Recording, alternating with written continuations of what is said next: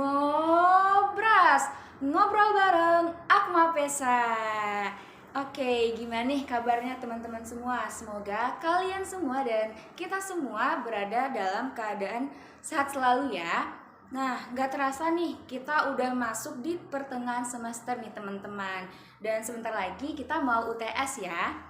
Nah, teman-teman, juga nggak terasa di pertengahan semester ini, Ngobras udah sampai di episode ke-8 nih teman-teman, dengan membawakan tema yang berkaitan dengan ASDOS, yang pada hari ini akan dipandu oleh saya, Salsabila Diputri dari Program Studi Manajemen Agribisnis Angkatan 58.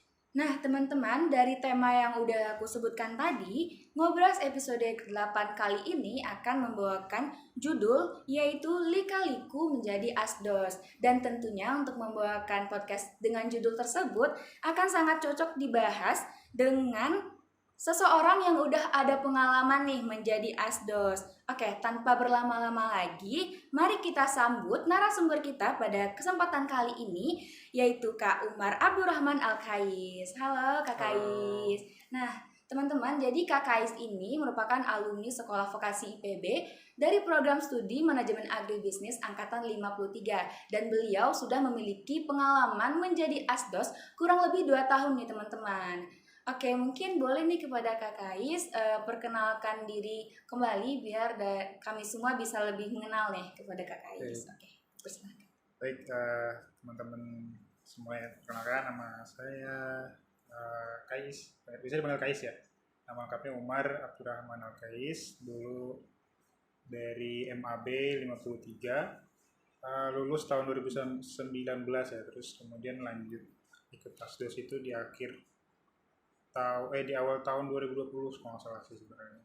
Awal tahun 2020 sampai semester kemarin, berarti awal tahun 2022 kira-kira.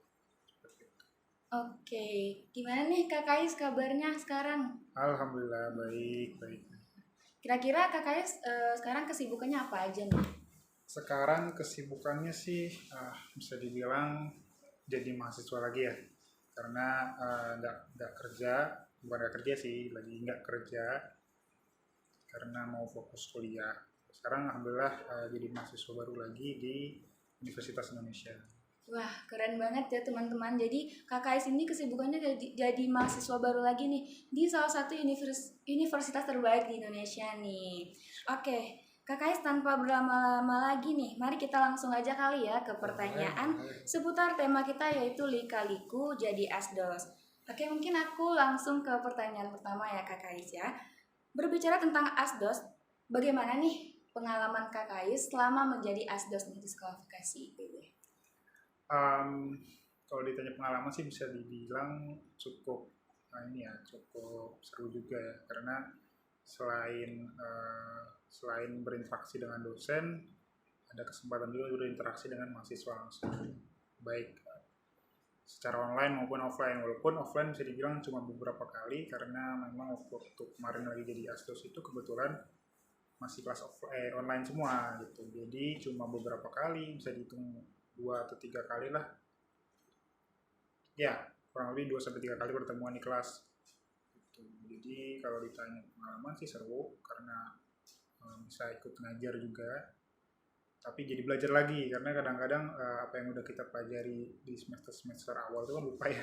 Jadi udah harus ikut belajar lagi, ngulik materi lagi sampai bisa ngajar gitu. Walaupun ngajarnya pun bisa dibilang cuma backup dosen sih, cuma tetap aja kalau kita nggak tahu apa yang mau diomongin gitu kan nggak enak gitu, aneh aja gitu kan.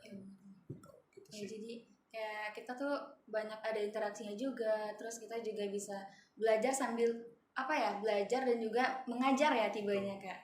Oke, mungkin lanjut nih pertanyaan selanjutnya. Apa sih alasan Kak Kais dan juga tujuan Kak Kais nih saat menjadi asdos gitu? Ya, sebenarnya kalau dibilang punya alasan sih karena memang waktu itu tawaran itu datang ketika lagi nggak ada kerjaan, kemudian ditawarin sama teman buat ikut asdos.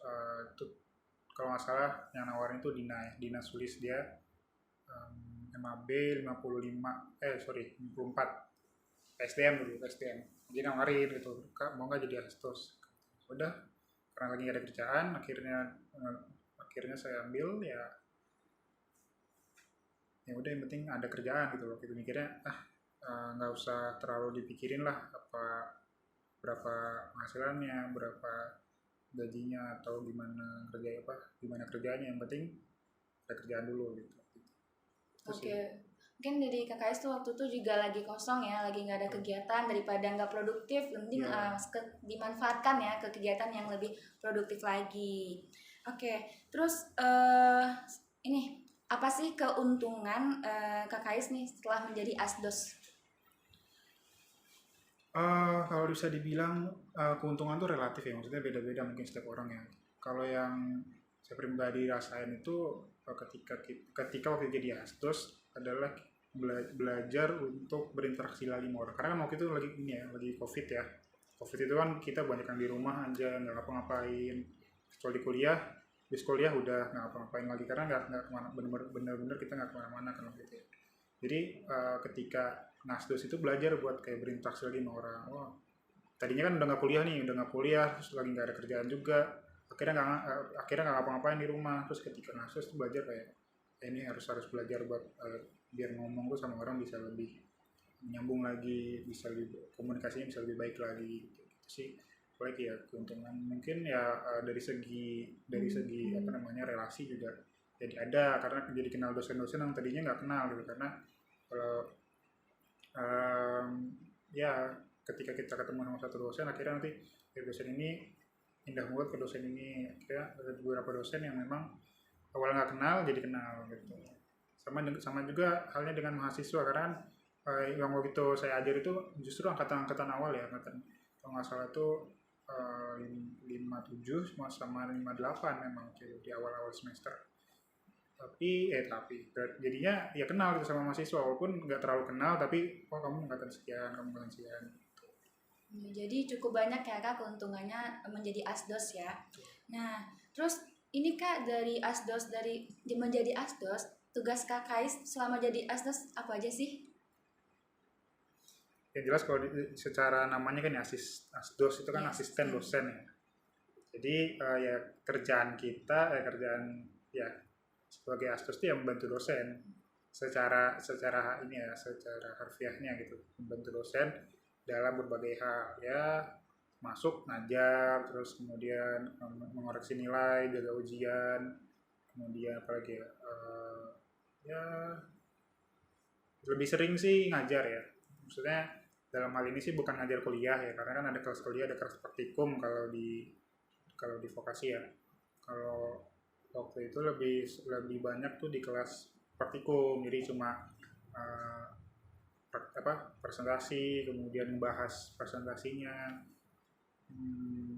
ya gitulah. Kurang lebih sih lebih banyak seperti itu ya. Kalau yang ngajar-ngajar ujian tuh ya kan musiman ya, maksudnya cuma ketika lagi ujian ya jadi ujian, atau ketika waktu itu ada uji kompetensi juga, karena dosen kan terbatas jumlahnya, akhirnya diajak buat jadi ngawas di ujian kompetensi gitu sih. Paling kegiatan-kegiatannya kan dibilang sibuk banget sih enggak, tapi ada kerjaan gitu, karena ya sesuai jadwal ngajar sih jadinya, karena kan nggak tiap hari juga ada kelas kan gitu sih. Oke, mungkin berkaitan dengan kegiatan perkuliahan juga kan Kak ya. Betul. Oke, mungkin selanjutnya nih ada nggak sih syarat untuk bisa menjadi asdos nih? Kalau ada, kira-kira apa sih syarat untuk bisa menjadi asdos nih? Mungkin kalau syarat secara tertulis dari pihak dosen sih nggak ada ya, karena sifatnya ini adalah sebagai tawaran, ajakan dari setiap dosen. Misalkan dia seorang dosen butuh bantuan, ya dia minta tolong ke mahasiswa untuk dibantu, tolong ya kamu bantuin saya jadi asdos gitu. Atau ke alumni yang baru lulus, kadang-kadang lebih sering juga sebenarnya ke alumni sih, agak sedikit jarang minta ke mahasiswa aktif, karena ya mungkin jadwalnya juga terlalu padat kan buat mereka ya. Jadi kalau dibilang syarat sih nggak ada, tapi mungkin yang ada itu ya kalau memang pengen gitu jadi asdos ya ada kiat-kiatnya mungkin ya. Kalau bisa dilihat sih dari orang-orang yang pernah jadi asdos itu, mereka ketika kuliah juga aktif dengan dosen gitu, ketika apa namanya nggak cuma kuliah pulang tapi ada interaksinya dengan dosen. Semisal interaksi dengan dosen itu ya semisal bis kuliah bantuin dosennya, kalau dosennya minta bantuin bawa sesuatu dibantuin gitu-gitu sih. Atau ketika dulu itu kalau zaman saya ada masanya ketika dosen itu lagi apa namanya mau nih akreditasi. Nah ketika akreditasi itu butuh banyak bantuan, biasanya dosen-dosen akan menghubungi mahasiswa tingkat akhir sih sebenarnya, biasanya tingkat akhir minta bantuan buat tolong ya kamu bantu saya. Nah situ bisa jadi peluang juga untuk masuk ke apa namanya circle dosen lah sih. Tapi kalau ditanya apa, kalau dibilang syarat nggak ada, cuma ya itu lebih lebih dekat sama dosen, dan kalau bisa juga sih lebih apa memahami materinya gitu ya. Karena ketika kita lebih memahami sebuah materi, kita akan cenderung lebih dekat dengan dosen tersebut kan. Akhirnya nanti ketika kita oh ini nilai kita baik, terus kita dekat dengan dosen, akhirnya dosen ketika butuh bantuan untuk mengajar, dia akan berpikir oh ini waktu itu mahasiswa saya ini bagus nilainya nih, dia dekat sama saya, udah diajak misalkan gitu. Itu sih. Gitu. Berarti kita emang harus kenal sama dosennya juga kan Kak Iya ya? betul. Oke, mungkin selanjutnya nih, emang ada nggak sih pengalaman enak dan tidak enaknya menjadi asdos nih? Mungkin Kak bisa diceritain ya Kak? Enak dan tidak enaknya, mungkin dari tidak enak dulu ya. Biasanya kan enak tuh disimpan buat akhir ya. Tidak enaknya tuh apa ya, kadang-kadang jadwalnya nggak nentu karena misalkan dosen lagi nggak bisa, kadang-kadang beliau benar-benar tidak adakan kelas kemudian diganti dengan hari lain, atau dia minta tolong dimundurin misalkan dari jam 10 nanti jam 4 ya kita kelasnya gitu misalkan. Itu yang agak gak enak karena kan saya sendiri sebagai asdos punya apa ya kegiatan juga harian gitu kan. Artinya kayak tadinya kalau udah sore udah mau ada kegiatan apa, akhirnya jadi nggak bisa karena harus asdos. Itu mungkin tidak enak yang pertama. Yang kedua lagi-lagi tentang waktu sih, karena kadang-kadang kerjaannya tuh nggak kenal waktu gitu, karena kayak misalkan lagi proses nilai gitu, lagi bantu dosen untuk proses nilai atau ngoreksi ujian atau ngoreksi tugas, itu memakan waktu banget ya, karena harus dilihat satu-satu mahasiswanya, atau kalau misalkan kelompok ya satu kelompok per kelas gitu. Ya bayangin aja kalau setiap minggu ada satu tugas kan, kira misalkan dikasih sama dosen yang 2 minggu sekali, ya berarti ada 2 tugas 3 tugas, kalikan aja sama jumlah kelompok ya, jadi banyak banget. Itu sangat menyita waktu, dan kadang-kadang apa ya nggak kena waktu, jadinya misalkan baru dikasih hari ini nih, tolong ya diproses nih hari ini harus selesai, misalkan cuma dikasih waktu 3 hari 4 hari minta selesai. Itu sih yang bikin agak pusing gitu ya, karena cepet banget gitu, waktunya terlalu singkat lah, nggak sempat tuh sebenarnya waktunya. Jadi kadang-kadang sampai harus begadang, sampai harus ngerjainnya nyambi-nyambi, misalkan lagi di luar harus tetap bawa berkasnya, terus atau enggak misalkan dari online ya harus dibaca berkasnya lagi di luar gitu sih. Kalau enaknya sih sebenarnya masih ada waktu kosong ya, jadi masih ada waktu kosong yang bisa dipakai untuk yang lain gitu, yang bermanfaat gitu. Kalau dulu saya itu sekali sambil usaha, jadi ya udah waktu kosongnya manfaatin juga buat usaha gitu. Dan enaknya lainnya ya tadi tuh yang tadi udah disebutin di awal, jadi punya relasi sama dosen, kenal sama dosen. Ternyata banyak dosen-dosen vokasi itu yang baru ya. Jadi kemarin pas kemarin astos tuh kayak oh ini dosen MAB tuh, ternyata masih baru dia. Itu sih paling. Oke, mungkin ini ya enaknya tuh kita ada relasi, terus kalau nggak enaknya kita kayak waktunya emang ini ya nggak bisa fleksibel sesuka kita. Betul. Karena kita nerima tugas dari dosen juga ya gitu ya. Terus setelah kakak menjadi asdos nih, apakah kakak menjadi lebih semangat lagi kuliah dan belajarnya nih kak? Ya, jadi itu yang sebenarnya paling dirasa sih salah satunya ya, karena dulu waktu sebelum jadi asdos itu udah lulus kan ya, udah lulus dari kuliah itu tahun 2019.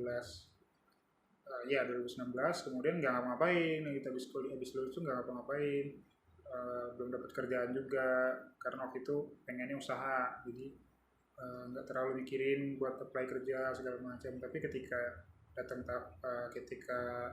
usahanya lagi sulit gitu, terus jadi pusing sendiri, kira kayak nggak jelas mau ngapain, terus dikasih tawaran buat ngastos, akhirnya ya ambil. Itu yang paling dirasa ketika uh, ngasdos, akhirnya memaksa diri untuk belajar, memaksa diri untuk lebih aktif, memimpin kelas, karena tadinya udah bener-bener nggak ngapa-ngapain nih, udah pasif aja gitu kan, nggak pernah lagi ngomong di depan kelas atau nggak pernah lagi leading mahasiswa gitu kan. Akhirnya ya udah, ada rasa lebih semangat lagi untuk oh ya nih, ini harus diimprove nih, harus diperbaiki nih gitu. Sampai akhirnya ya kemarin, setelah hampir 2 tahun lah jadi astos, kayaknya enak nih kalau lanjutin kuliah gitu. Kayaknya ilmunya lebih luas lagi nih kalau bisa lanjutin kuliah gitu. Karena kerasa nih pas jadi astos tuh kok ilmu kita sama mereka sama gitu. Ilmu saya ini sama mahasiswa kok sama ya, nggak ada perbedaannya gitu loh, kayak ya udah. Bahkan yang sekarang udah D4 sedangkan saya masih D3 gitu loh, kayak kayaknya nggak pantas nih jadi astos gitu kan. Ya udah, akhirnya berpikir wah ini harus coba untuk lebih improve lagi. Kemudian akhirnya ya udah coba lanjut daftar kuliah dan alhamdulillah diterima di kampus UI. Berarti setelah menjadi asdos tentunya KKS jadi lebih semangat lagi ya Kak, Ya, untuk belajar dan memperbanyak ilmu lagi ya. Oke. Nah, jadi ini kan bekerja dengan dosen seperti yang disampaikan KKS tadi itu, untuk waktunya kadang-kadang dikasih tugas nih, kadang-kadang disuruh gini dengan jangka waktu yang ya disesuaikan, dimaksimalkan secepatnya gitu ya. Nah, berarti ada kaitannya nggak sih kan sama pekerjaan dengan tekanan nih Kak. Nah, dan aku mau nanya nih, gimana sih sikap atau reaksi kakak mengenai pekerjaan dengan suatu tekanan gitu? ya. Jadi kalau secara apa ya, secara istilah dianalogikan lah, tekanan itu kan kalau kita tahan terus menerus, lama-lama kita bisa meledak ya kan, bisa bisa akhirnya ya meledak gitu kan. Makanya dalam menghandle pressure itu lebih baik harus ada rilisnya, jadi harus dikeluarin. Setelah tekanan yang kita hadapi ini harus pelan-pelan dikeluarin, dirilis gitu. Nah, rilisnya tuh dengan apa ya, dengan tetap melakukan hal-hal yang kita suka. Kalau kita terus-terusan ngerjain tugas atau kerjaan yang udah pusing, yang terus datang lagi kerjaan, belum selesai datang lagi kerjaan, ada saatnya kita boleh kayak adalah nanti kita kerjain, nanti ini mau hari ini mau misalkan mau main dulu kah, hari ini mau nonton film dulu kah, mau jalan-jalan dulu kah. Ya itu yang saya lakukan itu ketika dosen tolong ya ini 3 hari selesai, ya udah nanti misalkan 2 hari nih dikerjain full, ya hari ketiganya ngambil break sebentar, misalkan setengah hari buat santai gitu, buat ngelakuin hal yang disukai gitu. Akhirnya baru setelah melakukan refreshing itu baru lagi kerjain. Itu sih paling menghandle tekanan salah satunya gitu. Terus mungkin cara lainnya ya dengan legowo aja sih gitu loh, kayak ya udah namanya dosen ya kan, banyak kerjaan juga dosen. Kalau dia nggak banyak kerjaan nggak mungkin dikasih ke kita gitu kan, nggak mungkin dikasih ke kita. Walaupun kadang-kadang kita mikir nih sebagai asus kayak kayak nggak tahu waktu banget sih ini dosen nih gitu, tapi kita nggak tahu aja bahwa dia juga punya tekanan dari atasannya misalkan gitu. Kita kurang lebih kita harus relate sama mereka juga, karena mereka juga kerja dengan metode yang sama gitu, dengan kerjaan yang sama dengan kita. Ya gitu paling, jadi kayak legowo aja, diterima aja. Dan kalau saya pribadi sih ada satu prinsip ya, kalau misalnya menghadapi tekanan tuh jangan terlalu dipikirin, dibawa santai aja, dibawa santai, tapi bukan diabaikan gitu, dibawa santai tapi dikerjain satu-satu ya. Kalau ada ya jangan terlalu mikirin bener salahnya dulu gitu ya, kemudian dikerjain. Nanti ketika kita kerjain lama-lama kita bisa apa ya, bisa punya ritmenya gitu. Oh ternyata nih kalau ngerjain ini bagusnya seperti ini nih, bagusnya berapa hari nih, berapa jam, atur waktu misalkan setengah jam kerjain terus ntar istirahat gitu misalkan, atau 1 jam kerjain terus istirahat. Jadi lama-lama kita punya ritmenya sendiri untuk memproses kerjaan itu. Akhirnya yang tadinya kerjaannya numpuk, kita nemuin caranya biar kerjaan itu kita bagi-bagi, tapi tetap kerjaannya selesai, tapi kita juga tetap punya waktu untuk diri kita sendiri gitu. Oke, jadi intinya itu kita harus bisa mengontrol diri dan pikiran kita ya Kak mengenai tekanan Betul. tersebut. Kalau emang lagi butuh istirahat ya kita istirahat, Ya, terus jangan terlalu netting ya untuk hasil dari pekerjaannya ya. betul. Oke, boleh nih Kak kita dikasih lagi nih dari Kak Kais tips-tips menjadi asdos nih, mungkin diulangi lagi nih biar teman-teman semakin hafal nih Ya, gimana sih jadi asdos gitu. kalau dari saya pribadi sih pertama tuh ya, kalau memang kalian punya niat buat jadi asdos ya. Kalau memang punya niat jadi asdos, yang pertama ya kita harus lebih mendalami materi gitu. Bukan bukan mentok di apa yang ajarin dosen, tapi kita baca lagi referensi dari misalkan buku-buku lainnya, kemudian misalkan artikel-artikel, karena di kampus saya yang sekarang ini lebih kerasa gitu kalau kita belajar cuma plek dari dosen tuh mentok gitu loh. Kita mentok sendiri, artinya kita nggak ya udah itu doang yang kita pahami, tapi ternyata di Masih luar tuh banyak. masih banyak gitu. Dosen A dengan dosen B pun mungkin materinya berbeda yang diajarin, karena dia punya dosen-dosen itu punya paper sendiri. Akhirnya mereka punya apa sih namanya ya, bukan paper, sorry, ya paper sih. Jadi setiap dosen tuh punya publikasi sendiri, yang artinya publikasi itu dipengaruhi oleh cara pemikiran dosen dosen tersebut gitu kan. Nah, ketika kita baca paper atau publikasi orang lain, akhirnya kita kayak bisa menyerap lebih banyak. Nah, berarti dengan membaca atau mendalami lebih dalam materi yang kita pelajarin, khususnya yang memang kita suka ya, yang kita suka, itu bisa membantu kita ketika memang nanti menjadi asdos, sehingga ketika harus tiba-tiba ngajar kah, harus tiba-tiba membimbing mahasiswa untuk presentasi kah, itu kita udah siap gitu. Karena kalau saya pribadi dulu kerasa banget ketika ketika harus membimbing presentasi itu kadang-kadang masih gagap gitu, bingung harus ngomong apa, karena kayak walaupun udah belajar lagi tapi kayak tetap aja masih lupa gitu kan. Nah, terus tips lainnya ya kita harus lebih aktif dengan dosen di kelas. Bukan hubungan dengan dosen tuh jangan cuma ya udah Sebatas di kelas ya saja ya. sebatas di kelas, kalian bapak dosen saya mahasiswa ya udah gitu, tapi coba untuk lebih dekat sama dosen, walaupun jangan dianggap teman juga dosen ya, karena kan jadinya nggak sopan kalau kita nggak dosen itu teman, jadinya secara perilaku kita jadi nggak sopan sama dosen gitu. Tetap dianggap dosen, tapi kita harus lebih dekat sama dosen karena kita bakal bekerja dengan dosen, mau nggak mau kan kita harus lebih dekat sama dosen gitu kan. Terus apa lagi ya kira-kira ya manfaatin manfaatin ininya waktunya dengan lebih baik lah gitu loh, karena dengan menghandle tugas yang sekarang aja nih, kadang-kadang kan kita masih keteteran gitu kan, kayaknya pusing nih handle tugas. Ternyata pas kita kerja itu atau ketika jadi asdos tuh sama tapi dalam rentang waktu yang lebih lebih apa ya, satset gitu lah kalau bahasa sekarang kan. Dikasih tugas hari ini besok harus selesai, 2 hari harus selesai gitu. Ini dikasih drop gitu, di drop apa sih namanya, berkas, tolong ya ini dikoreksi misalkan 3 hari harus selesai gitu. Walaupun ketika jadi asus sih sebenarnya nggak sendiri ya, tapi tetap aja workloadnya ketika dibagi itu ya nggak jauh beda gitu. Workloadnya ketika misalkan harus koreksi 5 kelas UTS misalkan, bagi sama 2 orang, artinya kan cuma dua setengah kelas tuh 1 orang. Kalau satu kelasnya sampai 40, artinya ada 100 ya, ya kurang lebih 100 lah mahasiswa. Itu banyak banget tuh kalau dikoreksi dalam waktu 3 hari tuh kayak udah mumet duluan.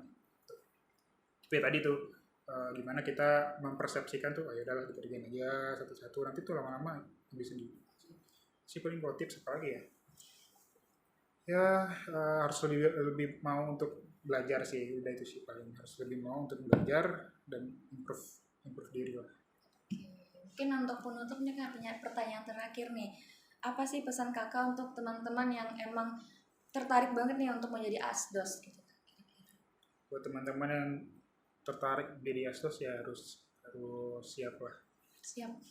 harus siap, karena kadang-kadang nih kita ngeliat keren ya dia jadi asdos ya, padahal sebenarnya si orang yang jadi asdos ini dia tuh sehari-harinya kayak pusing, sehari-harinya mumet gitu, karena terus-terusan di push sama dosen buat ngerjain ngoreksi tugas atau ngoreksi nilai. Tapi ya udah harus siap aja gitu. Kita juga sih, kitanya juga yang sebagai asdos jangan kayak malah dibawa ngedumel gitu. Itu kalau kita ngebawa ngedumel malah kebawa energi negatif gitu.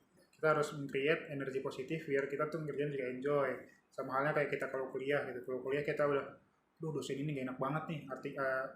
Kedepannya kita bakal terus-terusan kayak, adalah nih kelas ini emang nggak nggak enak. Kira kita bakal terus-terusan negatif. Kalau kita dari awal kayaknya udah berusaha untuk create energi positif, akhirnya kita lebih semangat untuk belajar, lebih semangat untuk datang ke kelas gitu. Karena kita nggak punya memori negatif yang ada di kelas itu gitu. Akhirnya lebih semangat. Ya udah intinya ya harus lebih ini, lebih siap, lebih apa tadi? Lebih legowo lah dalam mengerjakan tugas tuh. Jangan sering ngedumel gitu lah, jangan sering ngedumel tuh boleh ya, maksudnya itu wajar gitu ya kita ngedumel. Mengeluarkan energi negatif. Tapi jangan kita keluarin misalkan ya jadinya ngedumel atau bahkan sampai mencaci maki itu jangan. Ya udah kita keep aja, kita ngeluarinnya dengan energi yang lain gitu, dengan misalkan boleh dengan bermain, boleh dengan jalan-jalan, tapi jangan sampai kayak di kelas gitu terus kita ngedumel, oh si dosen ini begini. Dengeran ya sama yang lain. Oh iya. Jadi energi negatif, nah itu kan jangan dihindari aja. Jadi kalau buat teman-teman yang mau jadi asdos ya harus lebih apa namanya, siap lah, intinya gitulah, siap diri dan harus legowo sama dosen sih. Tapi seru kok beneran, nanti kalian bakal punya relasi sama dosen, dekat sama dosen tuh sebenarnya asik. Karena bakal melihat dunia yang tadinya kita nih sebagai mahasiswa nih, kalian sebagai mahasiswa mungkin ngerasa kadang-kadang ngedumel tadi tuh, si dosen ini kok begini nih. Nanti kita baru ngeliat sendiri, oh ternyata emang saya sibuk itu ya gitu, emang sebanyak itu kerjaannya untuk sebagai dosen. Karena dosen itu ya sedikit ini gini, dosen itu mereka sehariannya bukan cuma ngajar, mereka juga harus publish paper. Kalau mereka nggak publish paper itu nanti tingkat ada penilaian mereka yang turun. Jadi mereka tetap harus aktif untuk meneliti lah gitu, harus aktif meneliti. Jadi memang sibuk urusan mereka itu. Gitu sih. Oke, tadi yang seperti yang sampaikan Kak Kais dari awal ya, kalau untuk pengalaman tuh udah banyak banget ya pengalamannya, mulai yang dari suka dan duka juga gitu kan. Terus bisa mengenal banyak relasi, bisa melatih untuk mengajar mahasiswa. Terus juga tadi tuh Kak Kais sebenarnya nggak itu karena ada tawaran dan kebetulan Kak Kais juga lagi kosong, dan biar kegiatan Kak Kais lebih produktif ya Kak Kais menerima jadi asdos ya. Terus tadi syarat-syarat untuk jadi dosen jadi asdos maksudku juga kayak nggak ada syarat khusus, tapi kita sebagai mahasiswa yang mau jadi asdos ya tentunya kita mempersiapkan diri, kita harus memperdalam materi, apalagi ini ya kalau mau minat dengan mata kuliah kita juga harus memperdalam mata kuliah tersebut, terus juga harus lebih dekat sama dosennya, banyak interaksi gitu ya, tapi juga tidak menghilangkan rasa hormat kepada dosen tersebut ya Kak. Oke, Kak Kais, gitulah Sobat Akma Pesa mengenai lika-liku menjadi asdos ya, dan pengalaman Kak Kais tadi, juga tips and tricksnya buat teman-teman yang mau jadi asdos. Mungkin itu ya Kak Kais, terima kasih banyak ya Kak Kais yang udah membagikan nih pengalaman, wawasan, ilmu, dan tips-tips berharga untuk kami semua teman-teman Akma Pesa. Semoga apa yang telah disampaikan tadi dapat bermanfaat untuk kami, dan bagi teman-teman yang emang mau jadi asdos ini bisa nih jadi bahan persiapan teman-teman untuk bisa jadi asdos gitu lah. Baik, mungkin itu aja ya penutup dari saya nih Kak Kais untuk ngobras kita pada episode 8 kali ini. Dan saya selaku MC Kak Fabiola Putri pamit undur diri. Dan sampai jumpa untuk teman-teman semuanya di Ngobras episode selanjutnya. Dadah.